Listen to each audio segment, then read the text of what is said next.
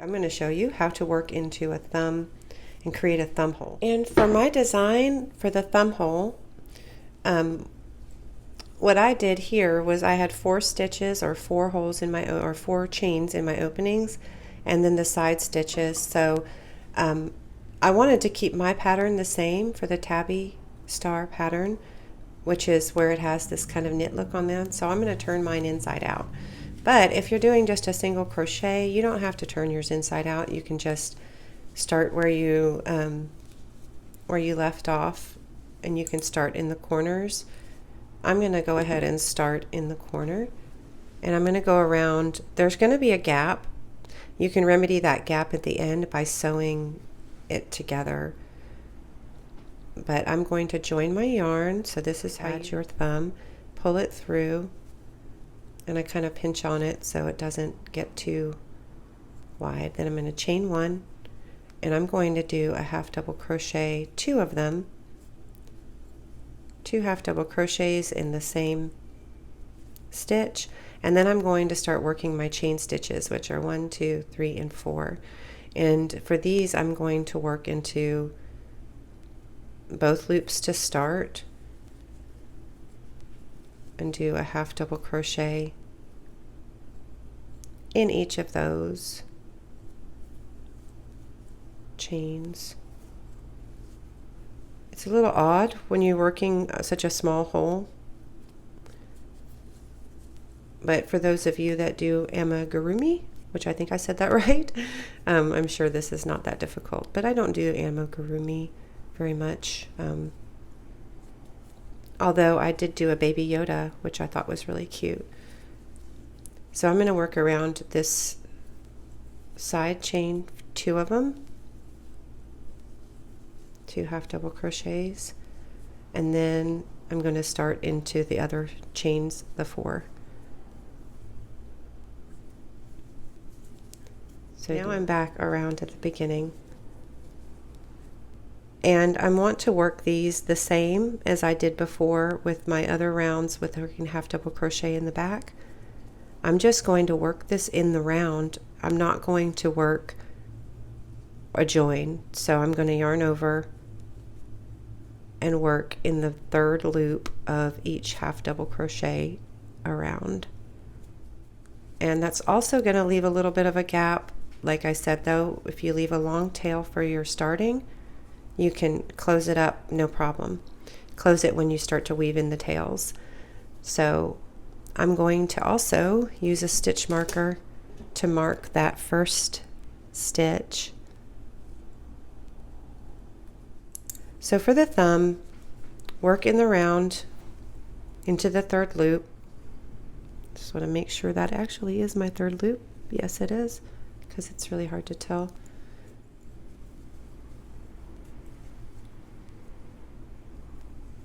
I'm going to keep going around, and there's my starting stitch. So move my stitch marker up to the new one there. And so here again, we're going to keep working into the 3rd loop around. But when you come up to the end, or however you decide your length you want, then that's when we're going to start doing a decrease, my desired height, and I'm going to show you how to do the decreases. So at the beginning of your round, you're going to want to do a decrease. We do a half double crochet into 2, so half double crochet 2 together. You're going to yarn over, insert your hook, pull up a loop, then you're going to yarn over again, insert your hook into the next stitch, pull up a loop, and there you'll have 5 on your hook, yarn over and pull through all 5. And that's a half double crochet 2 together, and it's your decreasing 2 stitches down to 1. I'm going to turn it inside out. So when you turn it inside out, you can see that the pattern carries on to the thumb. And then when you see these holes here, you can sew together to close the gap, close those gaps up. Okay, so there's the thumb hole. Now we're going to work the top of the mitten, and the top of the mitten is basically going to lay on top like this, and then it's going to close you in. So if you wanted to work just a regular mitten, like a mitten that doesn't have a fingerless glove and it just goes all the way to the top, the way you would do that is when we started at the beginning like this, you would want to make the distance between here and your thumb hole as long as your fingers. So instead of, it would basically be that long instead. So when you have your opening here, you would measure from here down to here, and that's how long you would want your opening to be. Let's work the mitten flap. The mitten flap is worked the exact same way as your pattern for the beginning of your glove or your mitten, the exact same way. So it starts off with a chain 25, single crochet in each of the chains, work a half double crochet in the next round, and then half double crochet in the third loop for every round after that for your desired length. The top of the mitten pattern I worked in the round with no seam, and the reason I did that was because I wanted it to have just a little bit more of a design of a seamless design for the top part. And what I've done here is I've worked chain 25 and I've worked all the way up, and I've done 11 rounds. Top of the mitten, I've completed my 11 rows. I'm going to make them loose because if I don't, then this is very stretchy right now. If you do tight slip stitches, it won't have a lot of stretch. So I'm just going to do a very loose slip stitch in each of my 25. I've come to the beginning of my round again and where my stitch marker is, so I'm going to work one last slip stitch into that final slip stitch, final half double of that round, and there's where I'm going to cut my yarn. Now we're going to actually attach it and sew it to the main part, and I'm going to show you guys how to sew up this. And this is why leaving a long tail is good. I didn't leave a long enough tail at the beginning, so leave a really long tail at the beginning, and then you'll be able to sew this up without having to weave in a bunch more tails. To close up the top of the mitten, we're going to turn it inside out first, and then we're going to use the same technique that I used to close up a lot of hats. I'm going to go through the center. I'm going to pull it through until I leave a decent length of tail, and then I'm going to go through that same stitch with a whip stitch, so it just pulls tight like that. Then you're going to kind of puff it out a little bit and start pulling in from the sides to the center and back out the other side, and pull it tight. Now before you get too far, turn it inside out and check to see when you have it like this if it leaves you enough room on top for your fingers. If it doesn't, then crochet a few more rows, but if it does, keep going and make it tighter. Put your fingers inside of it, and you can see the 4 little holes. So we want to secure this one we just did again. So we're going to go back through there, back through the other side, bring it up around and close that tight like that. So you'll have 4 holes there. I usually stick my finger through one of the holes, come up through the center, close that hole, stick through there, come up through the center, close that hole, and turn it inside out and see what it looks like on the other side, which I think it looks pretty great. So that will be the top of the mitten. Now we're going to attach it to the bottom of the mitten, or the actual mitten itself. And what I wanted to say for the design purposes, when you're doing yours, you want this piece to come just down to your thumb, like that, so that it's actually, everything's all closed in and feels good. So when you actually wrap it back around like this, that it comes down far enough so that it keeps your hand, actually keeps warm. And there's the function part of my designs. So yay, we're almost there. Okay, so we're going to attach the top part of the mitten to the main part. So that's going to attach right there. And I'm going to attach it right here, but to make sure I go through both. All right, now it's attached. So that's about where I'm going to sew this on, so that when I flip it over, it'll be just perfect and cover up just what I need. Okay, so let's go ahead and start sewing in. We're going to sew with everything right side facing out. Right side facing out. I'm going to go on the inside here, and I'm just going to go through the first stitches that I made with my stitch marker. You can test it by pulling it forward and seeing if you like the way it looks. If you don't, you can unravel it. Yeah, I don't know if I like the way that looks, honestly. I think I could do better. What do you think? So for the first stitch, I'm going to go through these two slip stitches here, which are in the front, and I'm going to work through this part of the pattern instead of the other part. Pull through, leaving a little bit of an extra long tail, not extra super long, but long enough that you can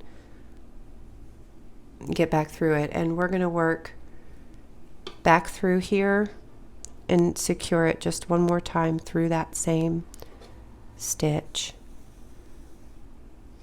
And we're going to do a whip stitch across. If you feel comfortable, you can remove your stitch marker. So remember, we're going to work through these two stitches, so we leave this front stitch here.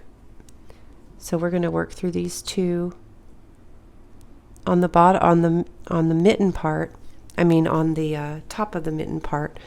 But when we get down to here, we're going to work through the center of the stitch, the half double crochet that's in between. So it leaves the pattern without messing up the pattern, and I hope this will work.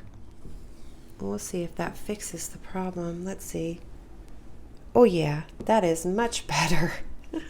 Much better than before. What do you think, you guys? It's like when we put it on. Looks a little uneven to me, but let's see there. So that's what we have so far.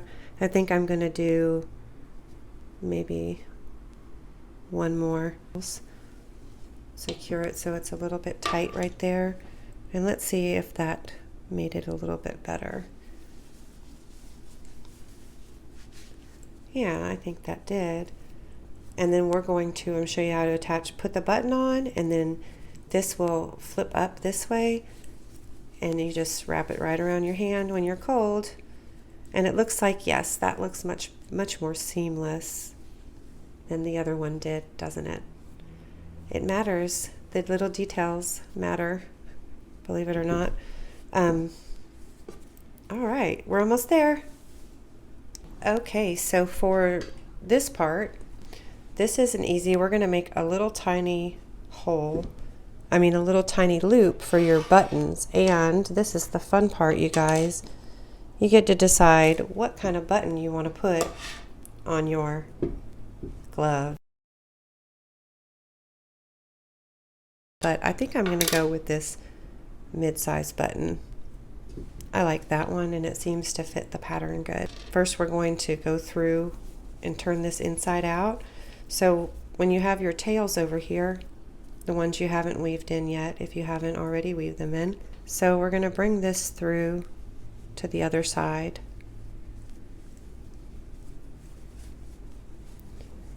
And we're going to make a little buttonhole.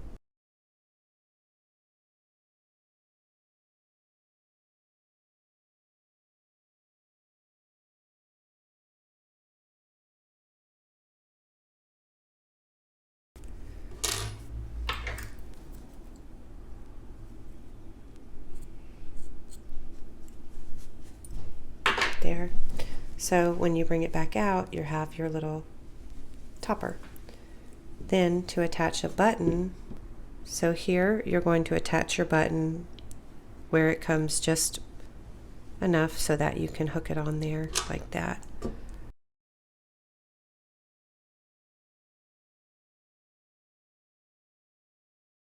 My thumb in the bottom and put it through and kind of find where the hole is on the front.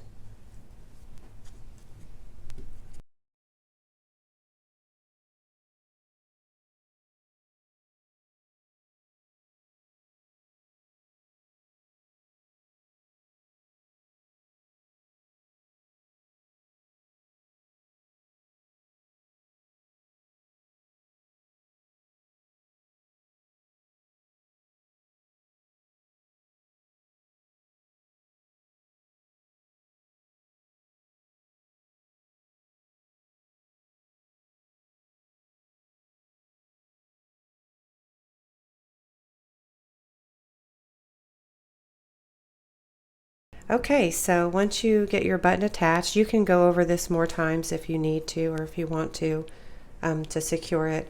But once you do that, you're going to cut this and then weave in all your tails. So there we have our finished, well, aside from the tails being weaved in, of course, our finished mittens. And mine do not have thumbs yet because I didn't want to put thumbs on them yet. And there you put your button on there like that, and it holds it in place. So when you get cold, all you do is take your little piece out there and wrap your hands up. And the great thing about this is you still have use of your thumb, so you can text while you're on your lunch break. Okay guys, well, thank you so much for going through this tutorial with me and for watching all my commercials. That's how I get paid, so I appreciate that. And it really helps me out when you watch all my videos. If you like what I do, please subscribe to my channel, hit the notification button, which is the little bell, and also hit the like button on this video so it can get pushed up. Thank you guys so much, and I hope you enjoyed learning how to crochet a mitten. Sorry if it took too long, but if you have any questions or comments, please leave them below.